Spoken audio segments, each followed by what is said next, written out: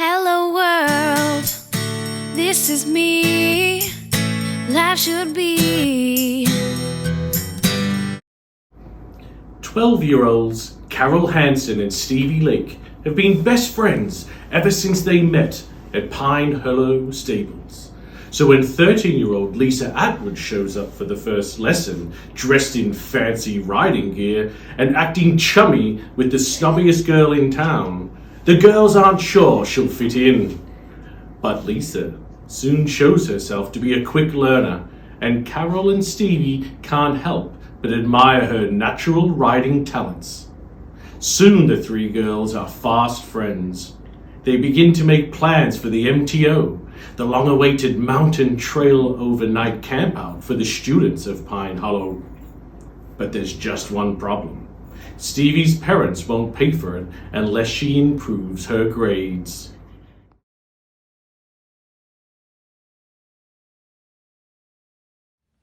Room on the broom. The witch had a cat and a very tall hat, and long ginger hair which she wore in a plait. How the cat purred and how the witch grinned, as they sat on their broomstick and flew through the wind. But how the witch wailed and how the cat spat, when the wind blew so wildly it blew off the hat. Action. The little mouse, the red ripe strawberry, and the big hungry bear. Hello, little mouse. What are you doing? Oh, I see. Are you going to pick that red ripe strawberry? But little mouse, haven't you heard about the big hungry bear? Oh, how that bear loves his red ripe strawberries. The big hungry bear can smell a red ripe strawberry a mile away, especially one that has just been picked. Boom, boom, boom! The bear will tromp through the forest on his big hungry feet and sniff, sniff, sniff, find the strawberry.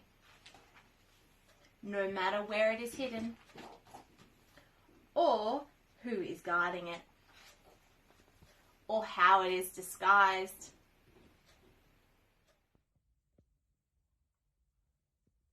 Roderick is gonna have a huge party and trash the house.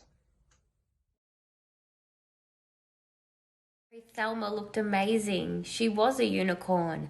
I'm special now, she cried out loud. And so a star was born. My story is The Paper Bag Princess.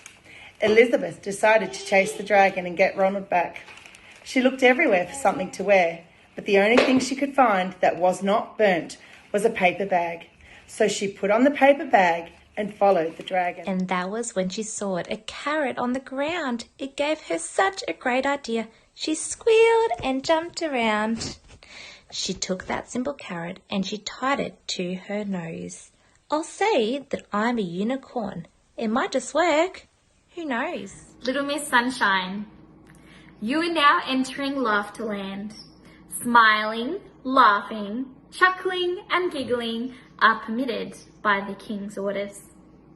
There, said Little Miss Sunshine, now you can be happy. But I don't know how to be happy, sniffed the King. I've never tried it. Nonsense, said Little Miss Sunshine. It's actually very easy.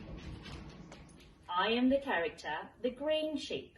From the story, Where is the Green Sheep? Here is the blue sheep, and here is the red sheep. Here is the bath sheep, and here is the bed sheep. But where is the green sheep? This green sheep was for Emma, and this green sheep was for Mrs. Potesta, and this green sheep was for Annie. But where are the green sheep? We're all locked up doing remote and flexible learning. Happy Book Week! At home with the healers in lockdown. Meet the healers. There's Mum and Dad, otherwise known as Chili and Bandit, and Bluey and Bingo. Together they have lots of fun. The fun begins in the morning. It's never too early to play a trick on Dad.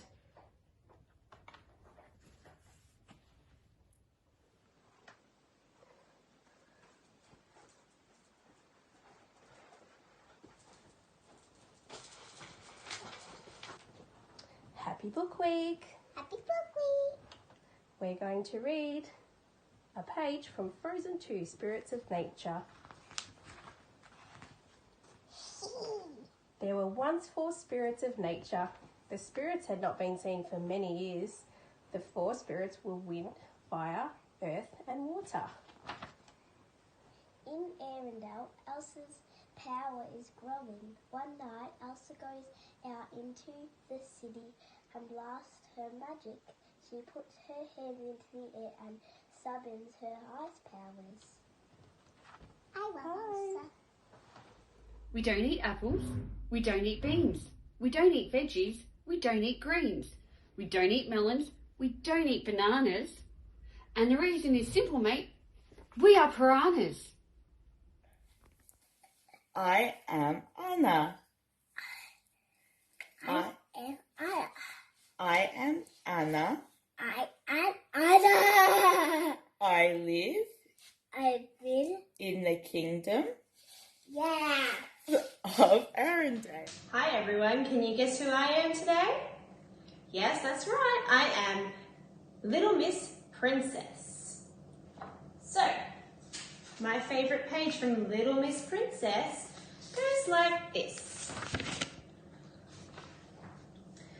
And you would imagine that this would have made her rude and spoilt.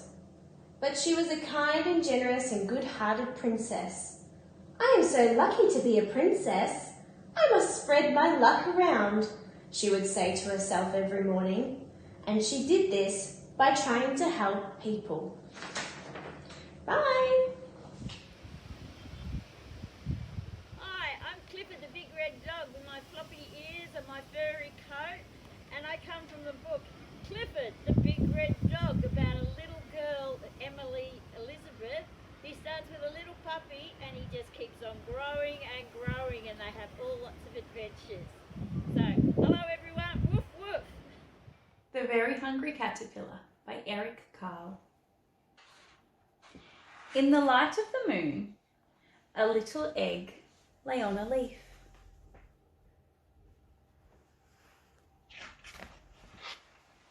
One Sunday morning, the warm sun came up, and pop!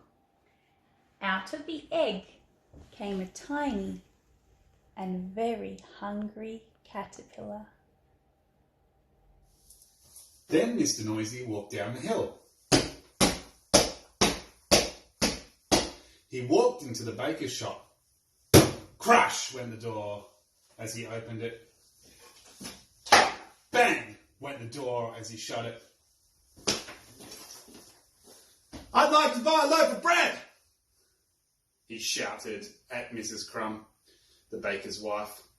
Mrs. Crumb trembled and sold him the loaf. Thanks for my loaf of bread! Broom on the broom.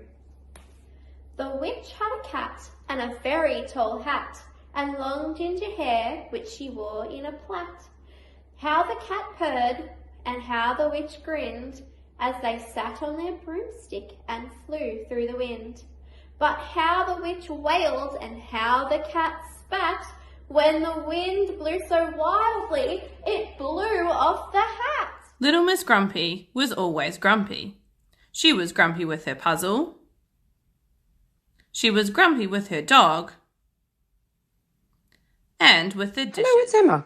I'm so lucky to work in the library, as I love books. So it's really hard for me to choose a favourite.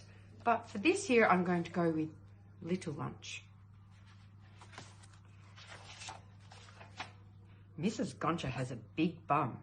It's a huge bum. Her bum is so big and wobbly, it looks like a gigantic beanbag made of porridge. I wonder if you can figure out what happened next.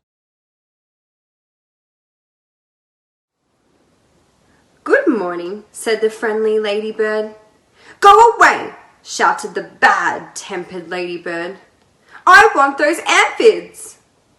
We can share them, suggested the friendly ladybird. No, they're mine, all mine, screamed the bad-tempered ladybird. The bad-tempered ladybird spent some time trying to fight with all of the different insects until at 6 o'clock the bad-tempered ladybird arrived right back where it had started from. Ah, here we are again, said the friendly ladybird. You must be hungry. There are still some aphids left. You can have some for dinner. Oh, thank you, said the wet, tired and hungry ladybird. Want to share? 101 Dalmatians. The very next day, Cruella returned. 15 puppies? I'll buy all of them. Where are the puppies? Oh, no, you won't, said Roger. They're not for sale. You fools, you'll be sorry, Cruella cried, storming out of the house. One night, soon after, Cruella's henchmen, Horace and Jasper Baden, lay in wait to dog-nap the puppies. They sat in their van and waited for Roger and Anita to take Perdita and Pongo for their evening walk. What will happen next? Here comes trouble, people used to say. And who do you think would come walking along? That's right, Little Miss Trouble. Oh, the trouble she caused.